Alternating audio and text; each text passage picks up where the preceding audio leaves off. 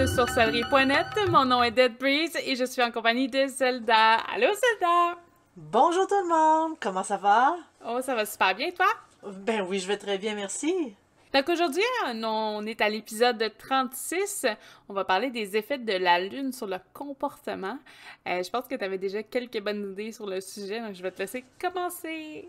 Oui, donc, en fait, on sait tous que la pleine lune a des effets sur le comportement. Il y a beaucoup de mythes autour de ces effets-là. Il y a eu des recherches scientifiques pour prouver, essayer de séparer un peu le vrai du faux sur les effets de la Lune. Évidemment, il y a certains effets qui ont été prouvés, d'autres, on va simplement dire qu'il manque d'éléments pour les prouver, parce que étant dans le domaine de l'ésotérisme, c'est garanti que, tu sais, on croit que la Lune a des effets, ça vient comme, c'est comme une croyance de base. Donc, tu sais, oui, on en regarde un peu ce qui est scientifique, mais étant donné que tout n'a pas été découvert encore aujourd'hui par la science, tout n'a pas été prouvé encore, ben on se garde quand même une marge de manœuvre, comme quoi qu'il ne faut pas simplement se fier sur la science, sur ce genre de choses-là. Donc, il y a, eux, ils ont découvert que les effets de la Lune étaient plus importants chez la femme que pour l'homme, que les femmes étaient plus hypersensibles, que ça leur aurait un effet surtout sur leur cycle menstruel, mais aussi pour la grossesse. Ils ne précisent pas en fait dans quel pourquoi la grossesse en fait. La lune aurait des effets sur le sommeil parce qu'à cause de la luminosité de la lune, on aurait tendance à se coucher plus tard, mais et donc à dormir moins. Donc, évidemment, on est plus fatigué, on est plus épuisé, on est plus irritable. La lune nous donnerait des plus beaux cheveux. Ça aurait de l'air. On aurait aussi, on mangerait moins. Je parlais des règles, les cycles menstruels. En fait, les cycles menstruels de certaines femmes seraient réglés sur la Lune. Ça, je trouve ça bizarre parce que je pensais que c'était entre, comme membres de la famille, collègues de travail, qu'on se synchronisait. Je pense que Ça, ça dépend des femmes. probablement. Parce que je Euh, devine qu'à un certain point, l'eau doit... Tu sais, je veux dire, la Lune influence sur les cycles d'eau. Tout ce qui est... sur les marées, la Lune influence beaucoup sur les marées, ça a comme un effet d'attraction, et nous, bon, on est comme composé en majorité d'eau, donc est-ce que ça serait ça qui ferait en sorte que comme la Lune agit sur nous? Il y en a qui disent que c'est la luminosité, il y en a qui disent que c'est vraiment justement une question de fatigue, parce que quand on est fatigué, qu'est-ce qu'on a? Ben, on a plus de migraines, on a, comme sur notre humeur, ben, on est plus facilement, comme déprimé, on est plus facilement irritable. Si on est fatigué, on a moins tendance à manger. Donc, effet sur le poids, même chose, on aurait plus tendance à maigrir sur une lune décroissante. Mais si on n'a pas mangé beaucoup à pleine lune, c'est peut-être pour ça. Mais en fait, ça aurait de l'air qu'il y aurait plus d'accouchements à la pleine lune. C'est-tu Mais, un mythe? mais ça dépend. Non. Ça J'ai- dépend. Ça dépend. J'ai quelqu'un qui travaillait en natalité et tout ça, puis souvent, des fois, c'est les docteurs qui allaient gratter l'école. Donc, Ces docteurs qui sont pressés. les docteurs qui sont pressés. Sont Mais tu sais, je irritables. pense que c'est une rumeur qui a toujours circulé, puis qui est restée. Là. Puis je pense que c'est juste des gestes peut-être inconscients que les gens faisaient qui provoquaient plus d'accouchements. Ben, c'est ça. Ils sont plus fatigués, ils sont plus irritables. Puis, ah ouais, moi t'as couché, ça sera pas long, on peut te le garantir. C'est Ça se ça. fait? Ça aurait du sens? Donc, quand que je parlais de l'humeur, ben c'est ça, la pleine lune aurait des effets négatifs plus pour le moral et que, justement, le- le- le- le- en fait, la Lune aurait des effets sur notre corps. Les effets sont encore à être plus validés, mais on sait très bien que, c'est sûr qu'en magie, la Lune purifie.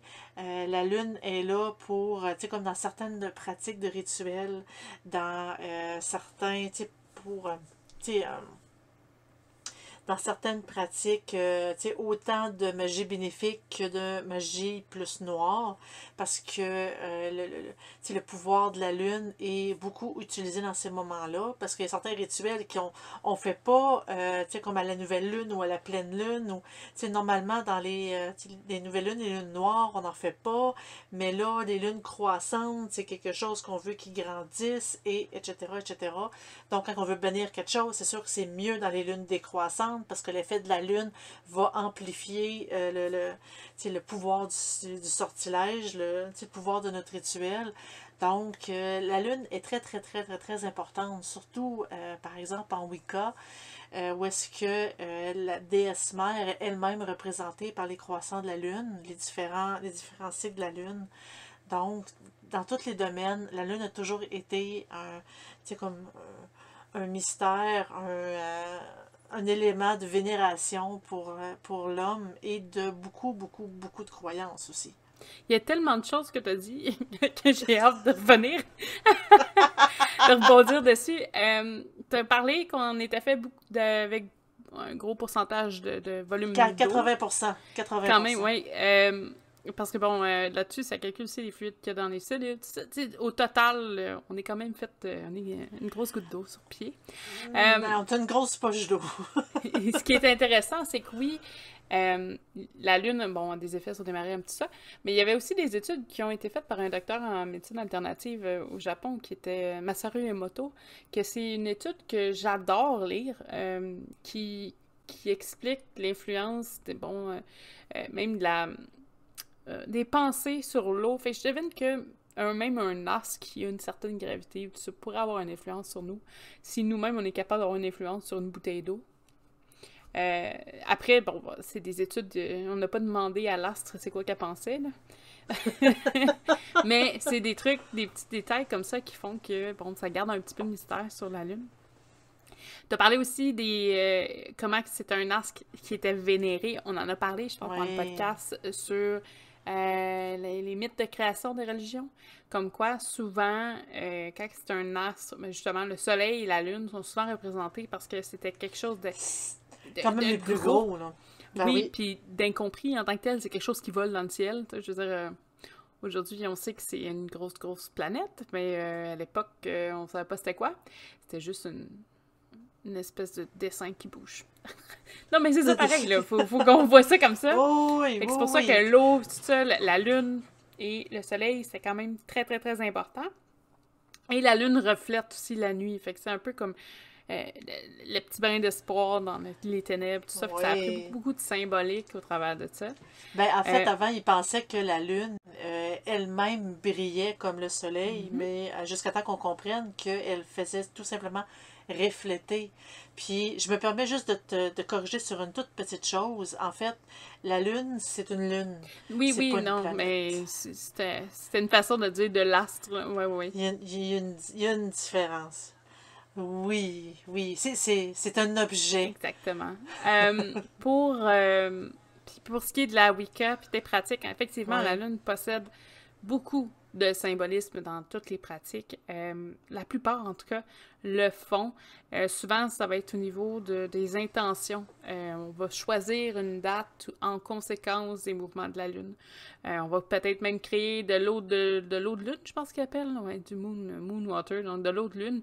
En faisant une certaine rituelique, quand même assez basique, généralement, pour essayer de transformer cette eau-là avec les effets lunaires. Je peux faire le tour vite fait, peut-être peut-être ça va en intéresser quelques-uns de ce que représentent les montées et descentes des lunes. Donc, on a la nouvelle lune qui... je vais vous donner comme une petite phrase un peu qui représente ce que c'est, puis des mots importants, en fait, qu'on a à se rappeler au niveau de la nouvelle lune et de toutes les autres, là. Par exemple, ce serait de planter les graines de votre futur. En gros, c'est un moment où on commence à faire des rituels, mettons, pour des renouveaux, essayer de faire du changement. Donc, c'est un nouveau départ, du potentiel, des souhaits que vous avez à faire, des rêves. Donc, c'est le moment propice pour ça. Lors du premier croissant, qu'on appelle en anglais le Waxing Crescent Moon. Je le donne dans les deux langues parce que des fois, la traduction est plus ou moins à jour dans les livres. Ouais, ben c'est... des fois, vous allez avoir au moins le terme anglophone à côté. Des fois, ils disent les deux. En tout cas, c'est un petit peu confus à ce niveau-là. Je vais vous le donner les deux. Pour le premier croissant, donc c'est d'explorer vos rêves, aller de l'avant, avoir du courage, de la foi. Donc, c'est vraiment de faire un pas vers votre but. Dans le premier quartier, donc c'est temps pour vous, c'est un moment pour prendre un engagement. Donc, c'est là qu'on commence à avoir un petit peu plus de défis, de la confiance, de l'engagement. Donc, c'est... tu sais, des fois, c'est pas nécessairement un rituel, mais ça peut être un bain qui est propice à ça aussi. Là. Je sais que je suis allée un petit peu vite au début, mais il y a plein de choses que vous pouvez faire. Là. C'est pas juste à la nouvelle lune ou à la pleine lune. Là. Ça peut être vraiment dans des objectifs précis.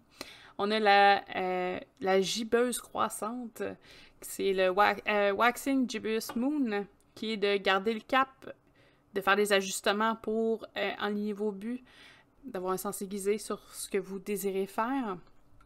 Ensuite, on a évidemment la pleine lune, donc c'est faut foncer ou on brise le tout.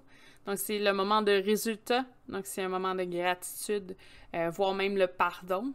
Donc, la pleine lune a une symbolique quand même assez grande. Je fais un mini résumé. C'est sûr que si aussi vous avez, vous, des impressions différentes, suivez vos impressions. Des fois, vous allez peut-être être dans le tort, des fois, vous allez peut-être tomber pile dessus, mais c'est important aussi de faire ce côté-là. Ensuite, on a la gibbeuse décroissante, dans le Waning Gibbous Moon, qui est de reprendre son souffle. Donc, c'est le temps de faire de relaxation, de l'acceptation, de regrouper, ou le regroupement en tant que tel, mais de regrouper peut-être ses idées, de refaire un petit tour là-dessus. Le dernier quartier, donc, le Dusk Quarter, c'est un peu une remise en question, donc, que savez-vous? C'est une réévaluation, une balance, encore une fois, une certaine confiance sur ses objectifs, mais qu'on réévalue avant. Et le dernier croissant qui est le Waning Crescent Moon, qui est le relâchement. Donc, on se répare, on se régénère, on abandonne si on se laisse aller. C'est une façon de lâcher prise si ça ne fonctionne pas. Ça peut être aussi une façon de juste reprendre un peu son souffle et de repartir sur du nouveau par la suite. En gros, c'est ça un petit peu les petits thèmes lunaires. Mais c'est vraiment juste pour vous donner une idée sur, par exemple, vous avez un rituel qui a besoin, bon, justement, vous avez un rêve à suivre ou une idée que vous avez derrière la tête, une nouvelle lune pourrait être intéressante dans ce cas-là. Vous avez quelque chose donc vous cherchez pour du self-care ou faire attention à vous, peut-être qu'une gibbeuse décroissante pourrait être intéressante dans ce cas-là. C'est sûr que tout ce qui est de certains, il y en a que c'est des événements particuliers, donc des lunes spéciales, il faut vraiment planifier. Puis je pense que la planification en tant que telle peut être souvent, en tout cas chez ceux qui ont des divinités avec eux, ou du moins qui travaillent avec les divinités, ça peut être un moment aussi de travail, d'élaboration qui peut être apprécié par eux. Donc ça peut être aussi intéressant à ce niveau-là. Mais je sais qu'en Go ici, il faut faire des calculs très très très précis pour savoir exactement à quelle heure de la nuit, quel croissant de la lune précise, faire le rituel pour que ça fonctionne bien. Donc, la lune, elle a quand même une importance quand même assez majeure, là. Peu importe la pratique, je dirais. Oui, parce que dans le Left and Pat général, là, je pense qu'il y a souvent même des dates, des heures pas juste à 11 heures, là, c'est vraiment à 2h45 du matin, c'est l'heure idéale pour ça. Fait qu'il faut vraiment s'organiser, mais je pense que le fait que ce soit un peu plus complexe, c'est pas tant pour écœurer le praticien, c'est vraiment parce que si tu as une dédication, tu vas prendre le temps de le faire. Tu vas vraiment, tu vas te lever 1 heure plus tôt, tu vas prendre une douche au besoin, tu vas faire toute cette ritualité-là, puis ça apporte peut-être une certaine confiance au niveau du rituel, parce que tu as quand même commencé, en tout cas, avec des efforts déjà. Donc, je pense que planifier ces rituels en fonction de la lune, ça peut être encore quelque chose d'extrêmement intéressant. J'avais aussi je sais pas si tu veux que je les nomme tout de suite ou si tu veux avoir un petit sujet entre-temps, mais j'avais aussi... ce que je parle aussi dans mes boîtes Spiral Rain que je reçois, souvent on parle des lunes par mois, puis à chaque fois je suis toujours étonnée de ce que je trouve. J'ai réussi à retrouver toutes les définitions des 12 lunes sur lesquelles on s'appuie chaque mois. Donc là, maintenant, je ne serai plus surprise à chaque mois du terme relié à la lune, mais c'est quelque chose que j'avais pas nécessairement vu dans les livres francophones. Puis là, je découvre avec plus de lecture au niveau anglophone, quelque chose que je connaissais pas du tout. On peut faire un petit tour rapide, ça va être, vu que ça concerne la lune, c'est sûr que ça concerne un peu moins le comportement, mais ça va influencer sur votre comportement à votre pratique. Oh! Le jeu de mots! On est en janvier, c'est le Wolf Moon, donc la lune du loup en tant que telle, qui est un appel au nettoyage, au renouveau grâce à la nouvelle année. Je sais pas pourquoi ils font référence à la nouvelle année, mais je pense que c'est plus lié avec, pas nécessairement les travails de sorcellerie, mais je dirais avec le calendrier grégorien qu'ils appellent, je pense. Chrétien? Oui, grégorien. Donc, grâce au calendrier grégorien, c'est pour ça qu'on parle de nouvelle année en janvier.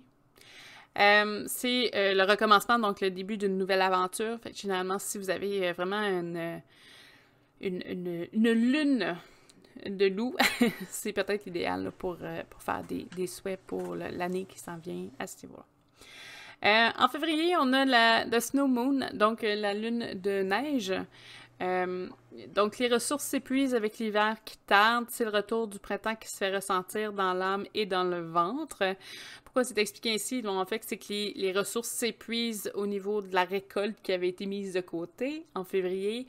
Et quand on dit aussi que c'est problématique dans l'âme, c'est que, bon, en février, puis je pense que ça, tu vas être d'accord avec moi là-dessus, mais souvent, il y a une recrudescence des cas de dépression en février. Je pense que tout le monde est comme un peu épuisé. Hâte que le soleil revient. Oui. C'est ça, on a de la chaleur, on a... oui. Novembre et février, c'est pas mal les pires mois à ce niveau-là, au niveau de la dépression.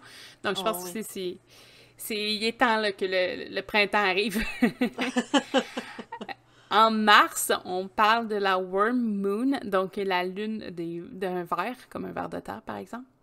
Donc, c'est le dégel qui apporte un renouveau de la vie et comme les vers de terre là, qui brisent le sol et qui émergent avec la terre humide au clair de lune. Donc, c'est un petit peu poétique quand même.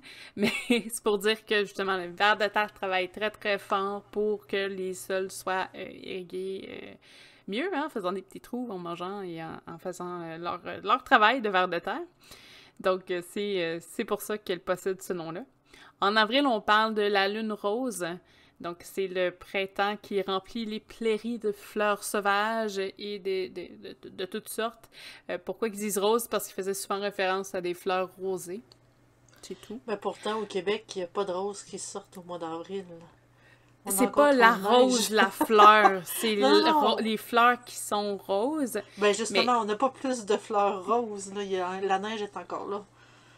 Ouais, au Québec, oui, mais si tu descends un petit peu plus bas, on commence déjà à en avoir. Parce que juste la différence de neige entre ici et New York, c'est déjà une pas pire différence. Là.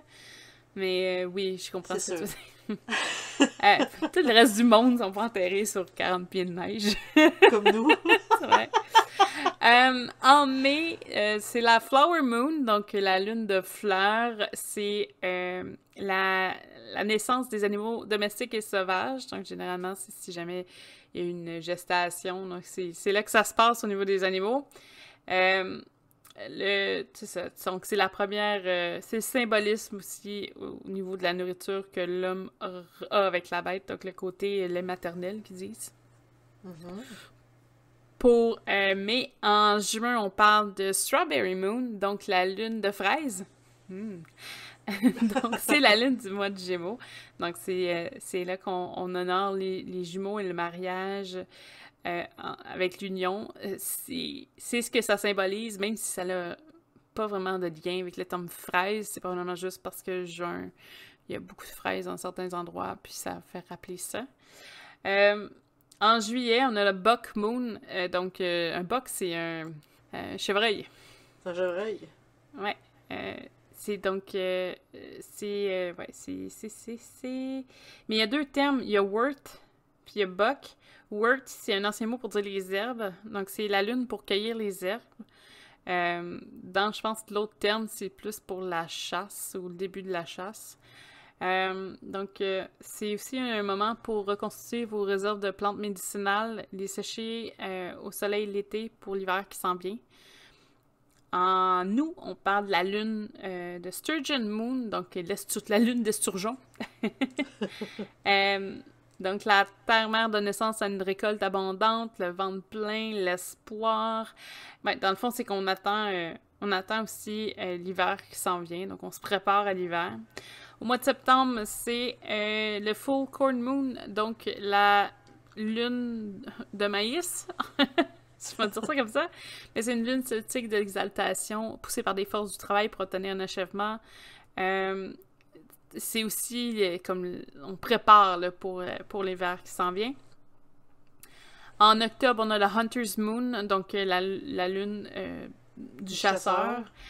Donc c'est la lune où les cerfs perdent leur bois et commencent leur rut. Évidemment, là, c'est le début de la chasse pour le mois d'octobre. En novembre, on parle du Beaver Moon, donc la lune du castor. C'est les mois de l'arbre celtique où le roseau et le sureau se chevauchent, qui représente ainsi la lune du silence, parce que des fois, ils ont plusieurs termes. Hein. C'est pas juste une fête, là. Je vous en ai donné une, mais des fois, il y en a qui ont 8 titres. Donc, c'est la bio... voyons, je vais le dire. Donc, c'est le fonctionnement interne entre la force et l'aîné qui représente l'achèvement. Donc, les jours se raccourcissent à mesure que la fin d'année approche. Donc, c'est vraiment le croisement entre deux éléments ensemble. Et on a en décembre le Cold Moon, qui est la lune froide, donc qui est représentée par un arbre sacré des anciens chez les Celtiques, assez solide pour résister aux hivers les plus rigoureux et au renouvellement de la nouvelle année. Donc c'est quelque chose qui est enraciné, qui tient fort et qui tient bon pendant l'hiver. C'est des espèces d'explications un peu symboliques sur la lune selon les mois, mais c'est plutôt relié aussi au phénomène d'agriculture, tout ça, mais en fait, tout ce qui nous entoure là, au niveau des saisons. Mais c'est quand même intéressant de voir que oui, il y a des passages qui sont peut-être plus forts que d'autres, mais il y a aussi d'autres symboliques qui s'ajoutent à ça. Là. On en a beaucoup là, au niveau des saisons, des équinoxes et tout ça. Mais je pense que le fait de réaliser, par exemple, un rituel de pleine lune durant, je sais pas, la lune de fraise, on va l'appeler comme ça, mais ça va aller chercher peut-être des aspects, là, ça parle beaucoup du Gémeaux, du mariage, du sacré, ben peut-être quelqu'un qui veut faire des vœux de couple, par exemple, pourrait être une lune intéressante à ce niveau-là. Très intéressant, merci. Ça fait plaisir. Je sais que des fois, c'est comme pas super clair, j'essayais de faire le plus clair possible, mais... on a aussi, tu sais, je vais poursuivre, il me reste juste, je pense, juste ça comme information sur la Lune, mais on a aussi des dieux, des déesses qui sont très attachés à la Lune, évidemment, on l'a dit un petit peu plus tôt, là, un peu comme dans notre ancien podcast, les religions se sont souvent basées sur le Soleil et la Lune, donc souvent, les divinités sont représentées aussi là-dessus. Je vais faire un blitz super rapide. Chez les Grecs, on avait Célène, Artémis et Hécate. Dans la mythologie romaine, on a... là, je l'ai en anglais, c'est Luna. L'autre, j'ai Diane, ça c'est correct, mais Luna, je me rappelle pas l'équivalent en français. Je pense pas que c'est juste Lune. Non, je pense pas. Amérindienne, on a Comorkis et Hanwi. Je les connaissais pas, c'est tout nouveau de mon côté. Chinois, on avait Chenghi et Kuan Yin. Donc, 2 divinités. Chez les Aztèques, on a... Oh, je vais avoir du fun avec celle-là. Coyolxauhqui. ou quelque chose du genre. Chez les Mayas, on parle de Ixchel. Dans la mythologie indienne, on parle de Kandi. Égyptienne, Isis, Sefket ou Secha, là, ça dépend du nom que vous choisissez pour cette divinité-là. Chez les Celtes, on parle de Arianrhod, Ceridwen, Epona et Rhiannon. J'aime bien Epona. Oui. Mais je savais même pas qu'il était lié avec la Lune. Je savais pour les chevaux, là, mais pas pour la Lune. Et chez les Nordiques, on a Elle, Freya puis Frigg. Donc, si jamais vous avez une espèce d'appréciation sur ces déesses-là, je pense que c'est déesse ou dieu, là, il y a les deux. Je pense que de faire les rituels là, au niveau de... justement, là, au niveau... Un jour de lune quelconque, là, dépendamment de ce que vous voulez faire, ça peut être quelque chose de vraiment intéressant pour eux. Là. Oui, c'est beaucoup, beaucoup, beaucoup d'informations. Merci. Boum! Boum! Puis toi, personnellement, le niveau, quand il y a une pleine lune, Ouais. est-ce que tu te sens différente ou est-ce que tu es plus électrique? Est-ce qu'il y a quelque chose qui change en toi? Non, en fait, moi, ce que j'aime beaucoup les jours de pleine lune, les soirs de pleine lune, je vais plus dire, c'est de la regarder. Je trouve tellement qu'elle est jolie et le fait de la contempler comme ça, c'est comme si c'est une forme de méditation, puis ça me donne l'énergie, ça me calme. Je me sens comme plus en forme après. Est-ce que, tu sais, je crois pas que c'est la lune en elle-même qui me donne. C'est tout simplement un des effets de la méditation. Mais je trouve tellement qu'elle est belle. Puis la regarder juste se lever, parce que, tu sais, ma grande fenêtre de mon salon va directement, tu sais, sur des montagnes et elle est directe. La lune se lève, tu sais, dans ma fenêtre. Donc, je la vois littéralement sortir des montagnes, se lever au travers du ciel, jusqu'à temps qu'elle devienne trop haute. Et j'adore ça, la regarder. Mais non, je n'ai pas senti d'effet quelconque. Toi? Personnellement, mais quand j'étais, mon Dieu, quand je débutais en sorcellerie, je pense que c'est juste après que, bon, j'ai étudié autant en démonologie. Moi, c'était quelque chose que je faisais, mettons, la lune était forte. Il y a des soirs où elle illumine pas mal plus que d'autres, là, mais Oui. je parlais, parlais. J'étais souvent toute seule, là, mais soit je parlais vocalement ou mentalement à la lune. Je lui demandais des choses ou j'espérais des trucs, puis je faisais juste demander conseil. Mais des fois, moi, je fais ça maintenant. C'est devenu, je fais ça avec les esprits, mais au départ, je faisais ça en parlant avec un astre quand même. Mais juste de s'ouvrir, tout ça, peut-être que, justement, il y a une déesse au travers de ça ou un dieu qui va vous entendre. Je pense que c'est une belle... ça montre tellement à quel point on est petit, tu sais, Ouais, oui. Puis oui, moi, j'ai une soirée... j'avais dit, je pense que 2 jours plus tard, j'ai dit, oh, la lune est grosse, après moi, on est sur le bord d'une pleine lune, quelque chose comme ça, puis mon copain était venu me chercher 2 jours plus tard, en disant, regarde la lune, elle est malade, on est allé s'asseoir dehors, je pense, une demi-heure à regarder la lune. On n'est pas dans un endroit qui est hyper noir, là, je veux dire, il y a quand même d'éclairage autour de nous, mais elle allumait à elle seule tout le salon. Donc, Splendissait. ah Elle oui, non, mais resplendissait. c'était... Wow, là. Mais tu sais, des fois, juste faire des demandes comme ça, c'est. Tu sais, en gros, c'est comme si on faisait la demande à l'univers en tant que tel. Et tu sais, comme la manifestation du souhait, comme qu'on parlait dans notre tout premier podcast. Et tu sais, comme ça nous le rend, est-ce que c'est la lune en elle-même? Est-ce que c'est une déesse liée à la lune? Ça dépend. Moi, je pense que ça dépend vraiment de la croyance de. Tu sais, de chacun d'entre nous, parce que si on croit que c'est la lune, c'est Hécate qui, blablabla, me l'a donné, fine, ça se peut que tu aies raison, comme ça se peut que ce soit d'autres choses aussi. Tu sais, ça, malheureusement, on peut pas le savoir pour sûr, mais reste que la lune, c'est sûr qu'elle a un effet quand même assez tu sais, grandiose sur nous, sur tu sais, autant notre personnalité, nos émotions, notre sommeil, et juste sur le fait de la regarder, souvent, je trouve que ça met de bonne humeur. Donc, Mais la lune a ça quand même calme. c'est majeur. Oui, elle Puis, calme. Oui. on vit tellement dans une espèce de bulle où tout doit être rapide. Puis tout doit être vraiment on point, là. Tu sais, je veux dire, juste de pouvoir s'arrêter, même si... Puis même ceux qui sont pas capables ou qui ont de la difficulté avec la méditation, vous tomberez pas en méditation en regardant la lune, mais ça va assez vous calmer. Moi, ça va faire un effet Oui, quand même.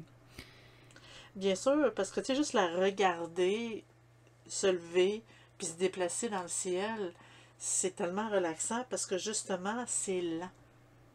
On la Mm. voit bouger, mais c'est lent. Surtout au travers d'un arbre. C'est quand même assez impressionnant à voir. Ouais, c'est tellement beau, là. Oui. Sur ça, je pense qu'on a fait le tour du sujet. Oui, oui. Donc, on va vous souhaiter de regarder les pleines lunes. Elles sont belles. Puis, ils sont peut-être Oui, différentes. admirez-les. Elles sont peut-être un peu différentes entre celles qu'on a ici au Québec et celles que vous pouvez avoir en Europe. Mais ça peut être intéressant. Ça peut être Juste, intéressant à expliquer ou comment vous l'avez ressenti. Si vous voulez nous en parler, on va être super ouvert au sujet.